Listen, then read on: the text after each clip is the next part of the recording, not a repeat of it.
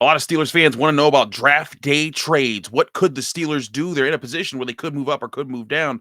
We'll talk about what Mike Tomlin and Kevin Colbert kind of hinted at and what their plans could be for going in either direction. It's Chris Carter here in the Locked On Steelers podcast, joined by Josh Taylor. Let's get into it. You are Locked On Steelers, your daily Pittsburgh Steelers podcast, part of the Locked On Podcast Network, your team every day.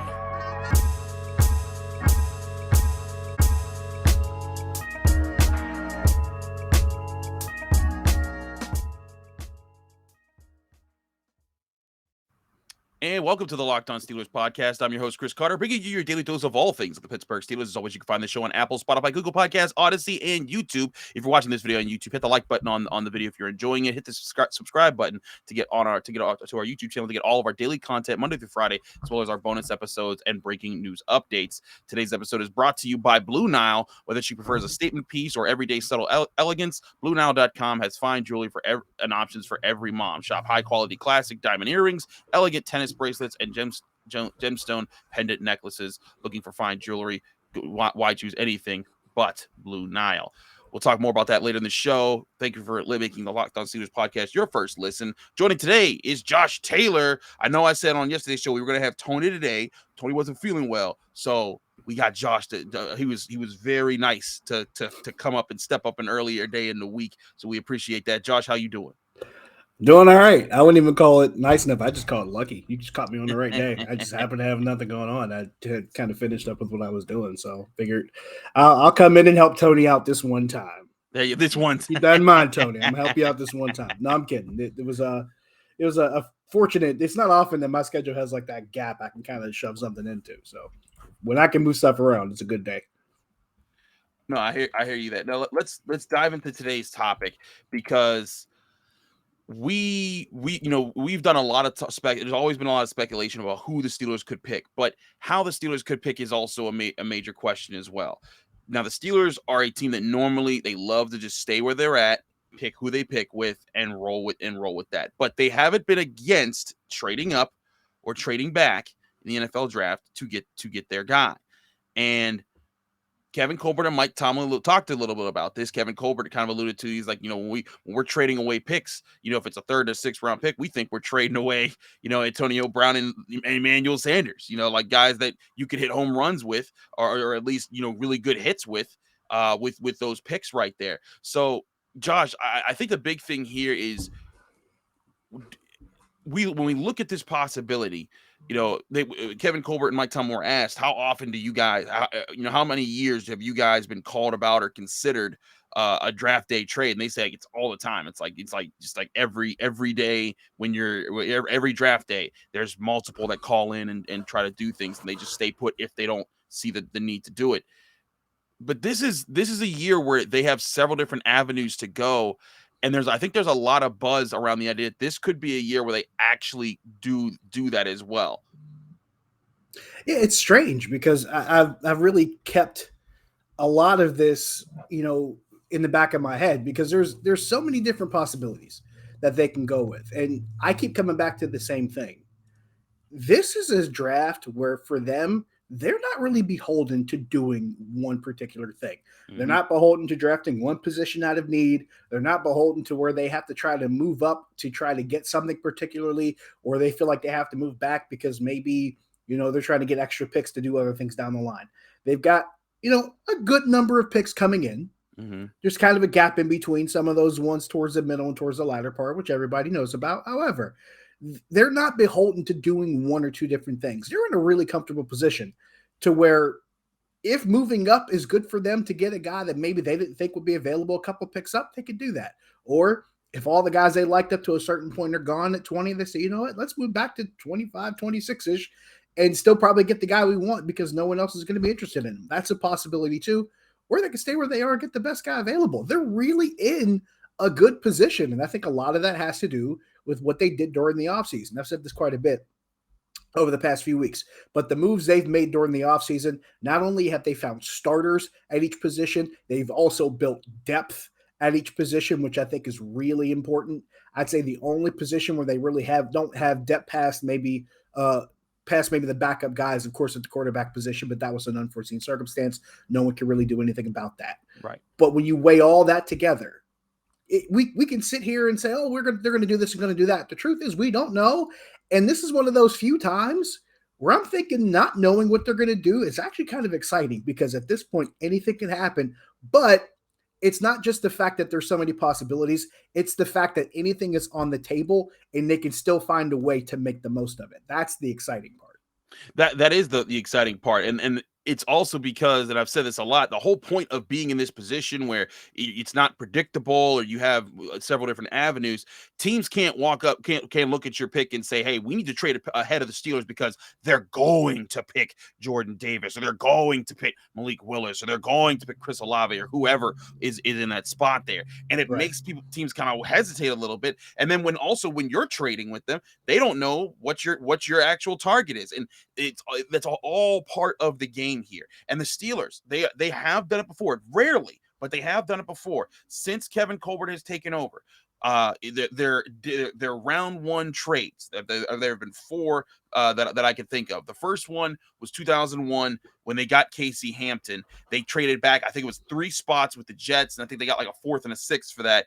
But they just traded back 3 spots, and they still got Casey Hampton in the first round. Big snack. You can't complain about it. Then it was 2004 with Troy Polamalu. They traded up. I believe that was I think that was the 16th pick. I forget which team it was, but I'm pretty sure Kansas City they traded up with. There you go. Thank you very much. But they in doing so, they gave up a 3rd round pick and I think like a 6th round pick to move up. Ultimately, it was 13 spots from 27 to 16 overall with the Chiefs then. So again, an aggressive move, but one to get a star safety that defined the position and defined, that era of Steelers football. Then shortly after that, 2006, they did it again, trading up after winning the Super Bowl in 2005. In 2006, they went up from 32 to I think it was 25 to get Santonio Holmes. I think I forget the team with that one as well. But point is, they traded up there, and the only other time that they've traded their first round picks since then to get a player on the day of the draft was Devin Bush, trading up to get him in 2019. Of course, they did trade their first round pick for 2020 for Minka Fitzpatrick, but that was in the season before. That's different from what we're talking about, a draft day trade.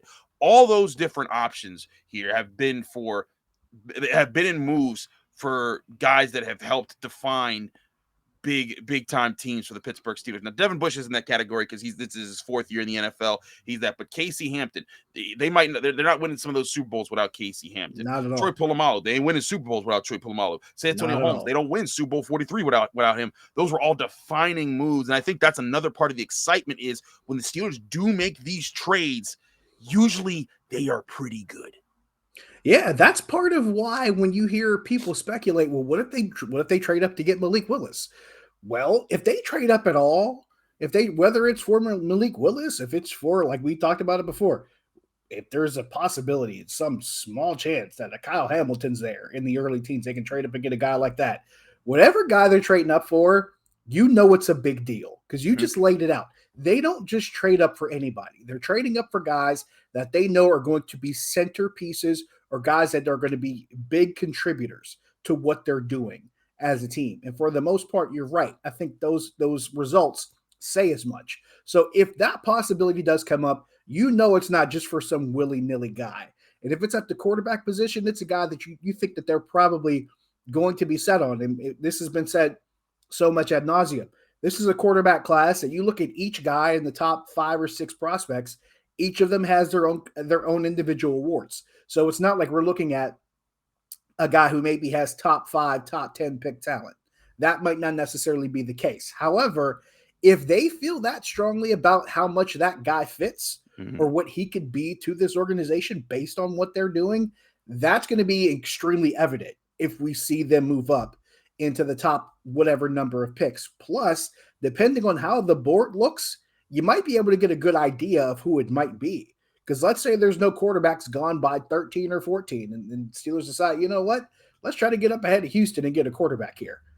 Because that's something that could probably jump into play. Or let's try to get ahead of 16 and get ahead of New Orleans if they try to get a quarterback here, because that's a possibility.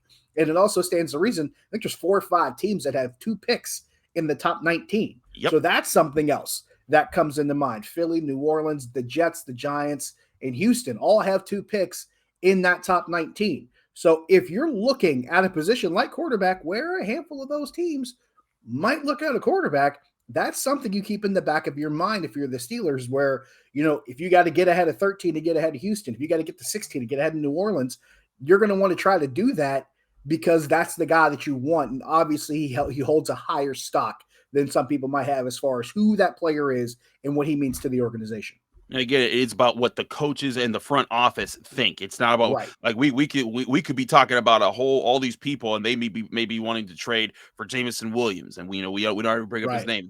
There may be there could be any number of names that are in that top 20 that they're trading for, and we may be thinking, we thought it was this guy all along, and it may be Malik Willis, it may be Jordan Davis, it may be this guy, maybe that guy. We'll talk about all those guys, who it could be in just a second here, but first, we're going to talk to you guys about Blue Nile. Whether she prefers a statement piece or everyday subtle elegance, BlueNile.com has fine jewelry and options for every mom. With Mother's Day coming up, you can shop high-quality classic diamond earrings, elegant tennis bracelets, or gemstone pendant necklaces. If you're looking for fine jewelry, but you're having trouble choosing, Blue Nile has jewel experts on hand 24/7, available by phone or chat to help you find a memorable gift at every budget. Celebrating the special woman in your life, BlueNile.com, it helps you easily navigate thousands of fine jewelry options at every price point. This Mother's Day, give mom something she'll treasure forever with fine jewelry from BlueNile.com. And Locked On Sports listeners will get $50 to $500 off. This podcast exclusive is only good through Mother's Day, so use the promo code Locked On. That's LOCKEDON, Locked On. To get that deal. And plus, every order that you make is insured, ships free, and arrives in discreet packaging that won't give away what's inside. Shop stress-free and find your forever peace when you visit BlueNile.com today.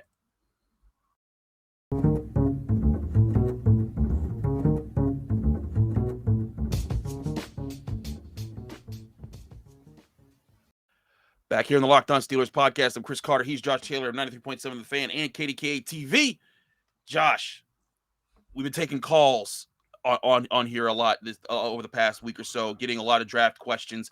I wanted to take 2 calls today, one in different directions. We're going to start with a caller who talked about trading up. Here's Quentin from California asking a question about who the Steelers should trade up for. Hey, Chris, this is Quentin, calling from California now. I've been listening since Tony was the host. I always enjoy the show. My question is, hypothetically, let's say Kyle Hamilton and Jordan Davis are right there at 13, 14, 15. If you're the GM, are you trading up to get either one, and which one would you get? Hope I get on the show, and I love hearing the show. Thank you, Quentin. We appreciate you being a longtime listener. Back in the days when Tony was solo hosting, that's awesome. But Josh, this is a really good question because Malik Willis is a guy that Steelers could trade up for. But one thing I'm not saying he's definitely not going to be there, but I am saying that there are teams that really like him, and there's teams that need quarterbacks, and there's teams that are going to be in the top 10 that need quarterbacks.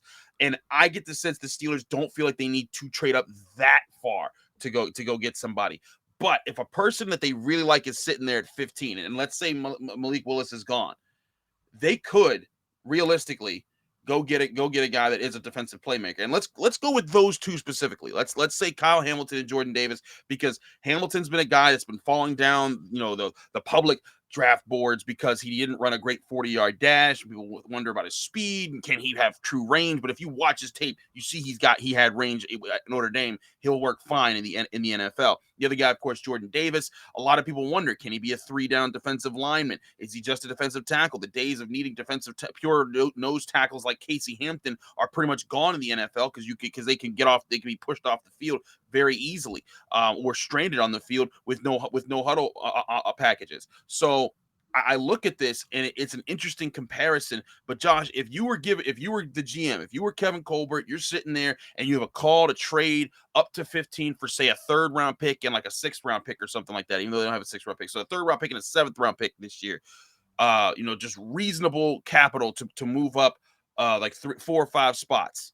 And both of those guys are available. Who do you do it for? It's Kyle Hamilton for me, Okay. and that's nothing against Jordan Davis. Remember, I'm the guy that probably the past couple months has been saying if there's a guy at 20 that I want, assuming they can't get maybe one of the quarterbacks, Jordan Davis is the guy I want at 20. So that's nothing against Jordan Davis. But Kyle Hamilton, for me, makes a lot of sense right now if you're going to move up and get him, because you already have two guys on the depth chart that you're going to have Jordan Davis trying to squeeze either in between or put ahead or behind, because you already have Tyson Alualu and you already have Montravius Adams. And that's nothing that we expect them to be there long term. However, you're going to have to try to move some things around as far as that part of the depth chart. With Kyle Hamilton, you can draft him in that mid-teen slot. Mm-hmm. And he can play as a third safety right now, or you could find different packages to put him in with this defense. And then next season, once Terrell Edmunds' contract is up, you could slot him right in as a starter and no one blinks. Mm-hmm. That's the kind of advantage you have with the Kyle Hamilton. It's a move that benefits you both right now and even more in the future. And you don't have many opportunities like that to bring in a guy who's going to make you look really good now and really good down the road. And I thought you laid out the perfect scenario as far as, hey, you got Kyle Hamilton now, Mika Fitzpatrick on the big contract, and then when Mika's contract is up, Kyle Hamilton slotted right in there to get the big money when his contract is up, assuming he's a first-round pick after that fifth-year option comes due. So all of that makes perfect sense to me. Now, when I'm trying to sort out everything as far as Jordan Davis, I know there's questions about whether or not he could be a third-down guy. I got to remind people, what school did Jordan Davis play for? Georgia. He played for Georgia. They didn't pull Jordan Davis off the field because he couldn't play third downs. They pulled him off because he didn't have to play third downs. Exactly. They had like 9 or 10 defensive linemen that could run in and play in that offense and play in that defense. People forget Georgia's 2 deep had like double-digit guys that were 5-star recruits on it. Mm-hmm. Georgia's 2 deep had more 5-star recruits than the entire Pac-12. That's how loaded Georgia was with talent. It's not just something where Jordan Davis wasn't good enough. You saw the guy run the 40 like that and you thought he couldn't play third downs? No, Georgia was just that good. They were that loaded. There's a reason why I called Georgia the entire season the Roman Reigns of college football, because they wreck and leave. That's what they did all year long. There's only one team scored more than 2 touchdowns on them all season, and that was Alabama. There's a reason behind that, because that defense was that good. And Alabama's basically the Rock if we're sticking with our WWE references. Well, I called Alabama Brock Lesnar. That was okay. That's fair too. Listen. I'm not as much as you. Yeah. If you're a wrestling person, you need to follow Josh Taylor. He knows his stuff. He's always keeping up with the big events. I'm still stuck like Stone Cold around. Apparently, Stone Cold made a comeback recently, and I was like, I don't know WrestleMania. He was at WrestleMania, and it was fantastic. It was actually really cool. I know some things wrestling. There we go. But point being, Georgia was that good, and that's why Jordan Davis got on the field. But I agree with you. Kyle Hamilton's my pick. I'm sorry. I love the idea of Jordan Davis being the guy that comes in and learns from Cam Hayward and Stephon Tuitt. Right. You're the guy that we pass the torch to be the next great Steelers defensive lineman. But, man, if the idea of having that an elite safety pair, if Kyle Hamilton is the guy that we think he is on tape, the guy that all the evaluators say, like, he might even be the best prospect of this very class, you can't pass up on a guy like that. And, again, like you said, and like I've been saying for weeks, if you draft him at age 20, by the time his rookie deal's up, he's 25 years old. You pay him big money to stick around, and Minka will be 30 at that point. He'll be done with it with a big contract that we presume that they're going to give him. You have that pair for that long, and then you get to decide at that point, would the Steelers have their quarterback of the future by then? You're thinking, you'd hope that they would. Who else would they be paying big money at that point? TJ Watt's contract might be coming down. There's a lot of different things that could be happening there. But again, you get that guy, you don't have to worry about the safety position for the next 4 or 5 years. You just don't touch it. And because you're also thinking Trey Norwood's a good backup. If Terrell Edmunds wants to stick around as a third option, fine. But you can make really cheap moves, around that position and be locked there for years. So to answer Quentin's question, we both say Kyle Hamilton all day, every day. So there's that. But there's also the option of trading back. And I had an interesting question come in, and I wanted to address this question because trading back to me also makes a lot of sense with the Steelers having so many different avenues that they could go. I think that this class is really it's top heavy. It's in some parts, but when you get down to like that 40 range, you want to get in before that 40 runs out as much as you can. And if they can find a way to get 2 picks in the top 40 right now, they only have 1 at 20 and their next pick's at 52. But if you were able to find a way to move up and get 2 picks in the top 40 while maybe even keeping that 52nd pick, that could be a wave of really good talent that you could bring in that's going to be helping usher in this new era of Steelers football after the Ben Roethlisberger era. We'll talk about that possibility in a second here. But first, we're going to talk to you guys about Built Bar. You guys know about Built Bar. It's the ultimate protein bar that tastes like a candy bar. It's covered in 100% real chocolate, and they're so good, and you're actually going to enjoy eating them, and they're actually good for you. If you haven't tried the Puff flavors, you're missing out, because these are the best tasting Built Bars around. Puff flavors Built Bars are the first ever protein infused marshmallows. They're fluffy and marshmallowy, and they're not just protein bars. They're a tasty treat covered in 100% real chocolate. The Puff flavors come in flavors like cinnamon churro, coconut marshmallow, and banana cream pie. They're also good. And if you want to try out regular Built Bars, they're still awesome too, because they're covered in 100% real chocolate, and they're low in calorie and high in protein. The average Built Bar, 130 calories, 4 grams of sugar, 4 net carbs, 17 grams of protein. Compare that to the average candy bar that's usually 240 calories, 30 grams of sugar, and dozens of net carbs. That's an easy decision. One's tasty and healthy, one's tasty and not.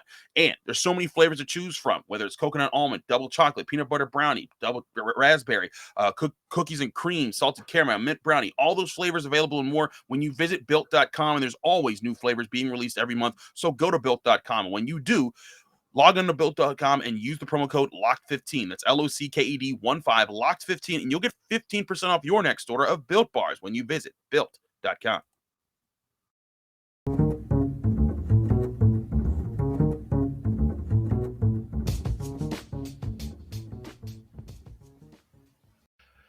Back here on the Locked On Steelers podcast, I'm Chris Carter. He's Josh Taylor. We're talking all things Pittsburgh Steelers with draft day trade possibilities. Now, we just talked about trading up and the players that they could get in those situations.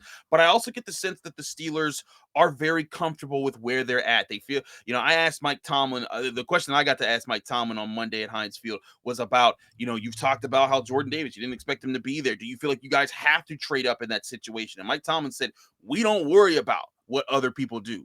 What we do is when the Steelers, and speaking as Mike Tomlin, he's saying when the Steelers look at the draft, they build their draft board by how they will pick, not by what they expect other teams to pick, but by how they value each player in this class. So when they built their draft board, they sit there and they say, okay, we want to move up to get this spot because that's how we want to do it, and that's how we would play it, and this is how they move forward. So I look at that and I think, this is, if the Steelers are going to move up, it's because they think a player that they could really get is reasonably there without losing too much capital. But they also value their capital. Like I said earlier, when Kevin Colbert said, he's like, if you're trading away players, you're thinking about the draft picks that you've used in those spots, even if it's as late as a 6th round pick with guys that they've gotten in the 6th round. Heck, Brett Kiesel, longtime Steeler, was a 7th round pick. So they value those opportunities. But they also value getting more opportunities. Now, trading back heavily has not been something the Steelers have done in the Kevin Colbert era, but this is the last year.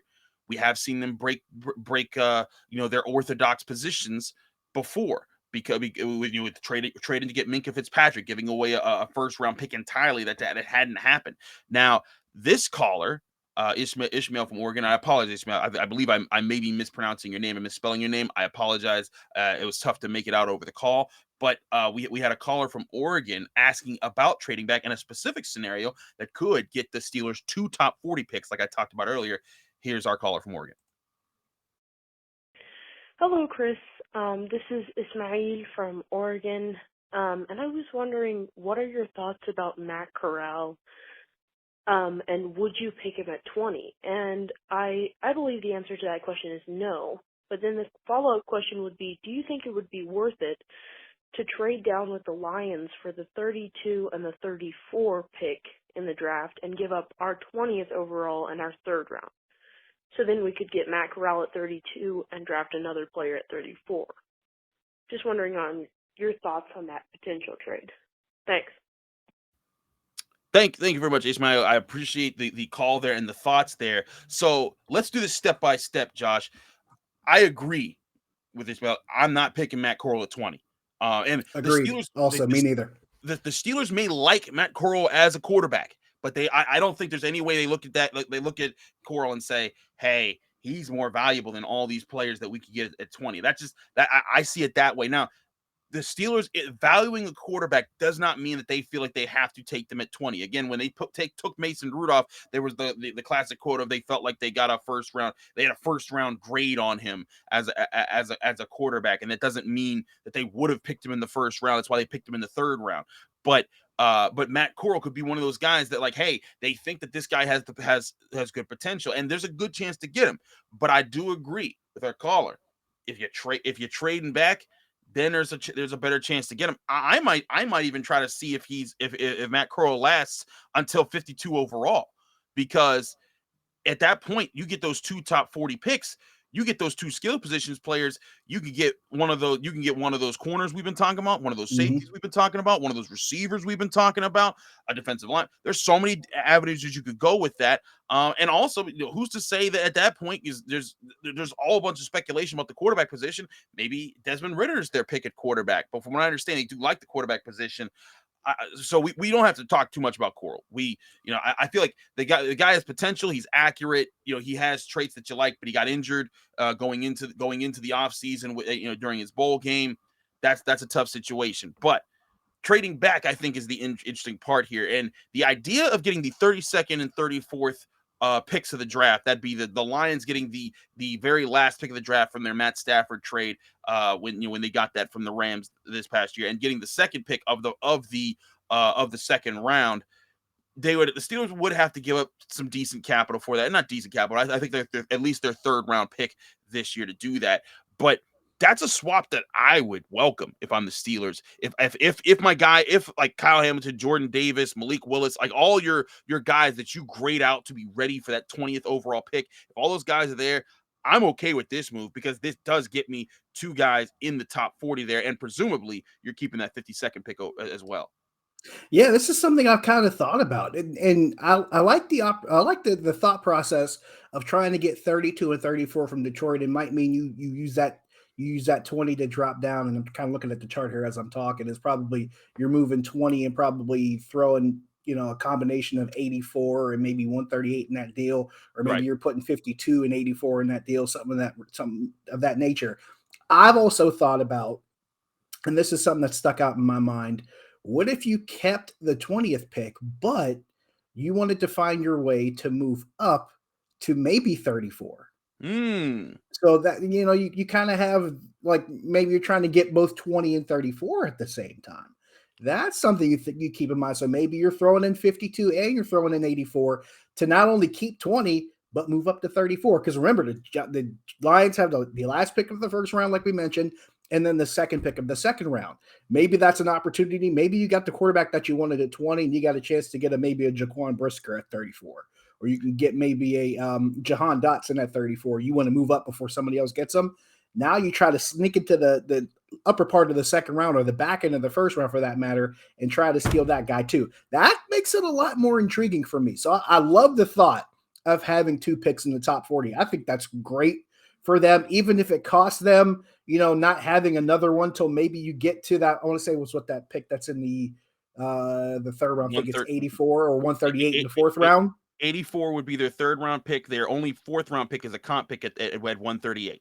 Right. So you might be sitting the rest of day 2 and waiting for a while on day 3. But if you could finagle that well enough to get yourself in position where you got 2 picks in the top 40, and probably the guys that you want the most might be in that 30 to 40 range, that's not a terrible position to be in. So I don't mind the thought of it at all, trying to find a way to finagle your way into 2 top 40 picks. I think a lot of teams would take that deal sight unseen, whether it's the Steelers trying to move up on the back end, to move up in the second round to get it, or maybe even trading down in the first round to maybe, here's a good scenario, trading from 20 down to 32 and then drop and getting something else stuck in there as well. So you have a lot of different chances for what this team can do, and a lot of different opportunities and scenarios to where, 2 picks in the top 40 might make a lot of sense to them, because once again, and I said this at the top of the show, there's no real urgency for them to pick one particular player. Exactly. But if there's a couple guys on their board that they like, they're like, hey, if we could pick within this range and have 2 picks in this range, we might get both of these guys. It makes really good sense for them to try it if it's possible. I hear that entirely. And I also I want to say the idea of trading, actually not trading back to get that 34th overall pick, but trading up from their second round pick, Right. it does make sense. And I love that idea. according to the value chart, trading the second and third round picks for that pick would actually be the perfect value. So That's what I love. If you could pull that off. And again, it's all about who falls there, because the other thing is that you're not doing none of this if the people that you value at those spots aren't there. You're saying exactly.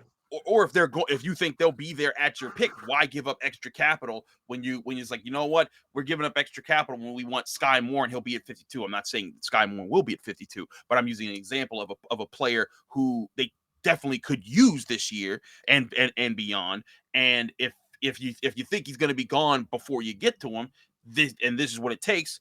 It makes sense. Especially, again, I think that the real value of this draft is either getting one of those top prospects of certain positions, because this is an extremely athletic class compared to most years.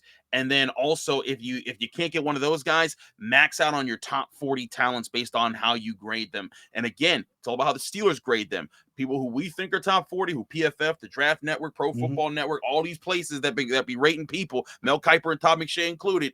It don't matter. It matters what the Steelers are doing in their war room. So we will see how that plays out. We'll see if draft day trades happen this year. But these are two different scenarios in either direction, or even three different scenarios that we gave that could help the Steelers add more talent right away to their roster. Josh, thanks so much for joining us here on the Locked On Steelers podcast. Let people know they can find you, follow you, and get more of your work. Josh Taylor HD, real simple. You can find me there on Twitter, on Instagram, on Facebook. Probably more likely than not on Twitter is probably the easiest place to find me, but that's where you go. Absolutely do follow Josh. He does amazing work and gives you a lot of insightful stuff, not just in the NFL, but WWE too, apparently. But you too much on WWE, probably. You can find me, Chris Carter, on Twitter and Instagram at Carter Critiques. You can follow this show on Apple, Spotify, Google Podcasts, Odyssey, and YouTube. Like this video if you saw it on YouTube. Subscribe to our YouTube channel for all of our Monday through Friday episodes, as well as our breaking news updates and our bonus episodes that we do when we get more calls in. We have a lot of calls in. Thank you so much for all the calls. Sorry we can't get to you everyone every day, but it's just how it be when we're trying to get through our shows. Thanks so much for Josh. We're hoping Tony can recover and be better and be available for the Thursday episode. If he's not, we'll get him after the draft. But stay tuned. Tony. Yeah, rest up, Tony. We need you, buddy. Back up here. But hey, we got next man up with Josh. We appreciate that from him. Thanks again for checking out the Locked On Steelers podcast. We'll be back on your screens and in your ears on Thursday.